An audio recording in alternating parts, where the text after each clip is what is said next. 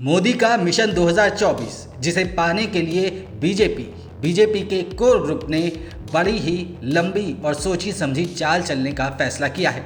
लोकसभा चुनावों की घोषणा से पहले ही 160 सीटों के लिए उम्मीदवारों की घोषणा करने पर सोच विचार हो रहा है।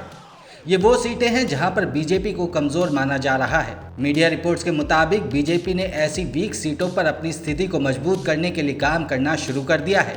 दक्षिण और पूर्वी भारत में ऐसी ज़्यादातर कमज़ोर सीटों की पहचान कर ली गई है। बीजेपी को उम्मीद है कि उम्मीदवारों की जल्द घोषणा से प्रतिद्वंदियों के खिलाफ पहला बड़ा लाभ मिल सकता है। इन 160 सीटों में कुछ दिग्गज नेताओं के लोकसभा निर्वाचन क्षेत्र भी शामिल हैं। इन्हें 40 क्लस्टर्स में बांटा गया है और पिछले कुछ महीनों में बड़ी एक्सरसाइज करने की कोशिश की गई है। कई वरिष्ठ नेताओं और केंद्रीय मंत्रियों ने मिलकर रोड मैप तैयार किया है। साथ ही कई दिन उन इलाकों में बिताकर ज़मीनी स्तर पर पार्टी संगठन को मजबूत करने का भी काम किया गया है।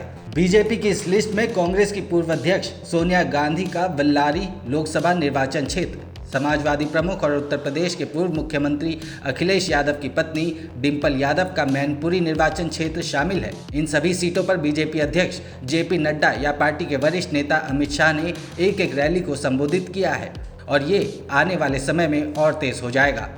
बीजेपी की ये रणनीति विपक्षी खेमे में हलचल मचा सकती है।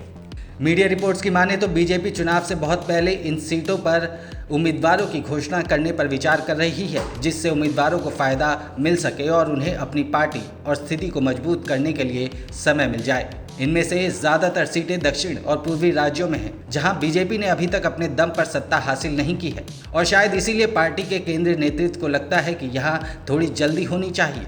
इन 160 कमजोर लोकसभा सीटों के लिए उम्मीदवारों की घोषणा पर अंतिम निर्णय इसी साल के अंत तक होने वाला है। इन 160 लोकसभा सीटों में ज़्यादातर वो सीटें शामिल हैं जो बीजेपी ने 2019 में गंवाई थी। वैसे तो कुछ जीतने वाले निर्वाचन क्षेत्र भी सूची में शामिल हैं, क्योंकि पार्टी का मानना है कि वो सीटें स्थानीय सामाजिक और राजनीतिक फैक्टर्स के कारण चुनौती बनी हुई हैं।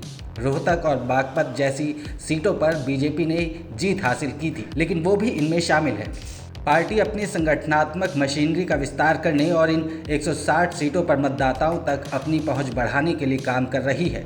बीजेपी ने इसी तरह साल 2019 के चुनावों में मुश्किल सीटों के लिए लिस्ट तैयार की थी और उनमें से बड़ी संख्या में जीत हासिल की थी। 2014 में 282 की तुलना में बीजेपी 2019 में 303 सीटें जीतने में कामयाब रही। हाल ही में बीजेपी ने शायद पहली बार मध्य प्रदेश और छत्तीसगढ़ के विधानसभा चुनावों के लिए कई उम्मीदवारों की घोषणा कर दी है, जबकि अभी चुनाव कार्यक्रम की घोषणा नहीं हुई है।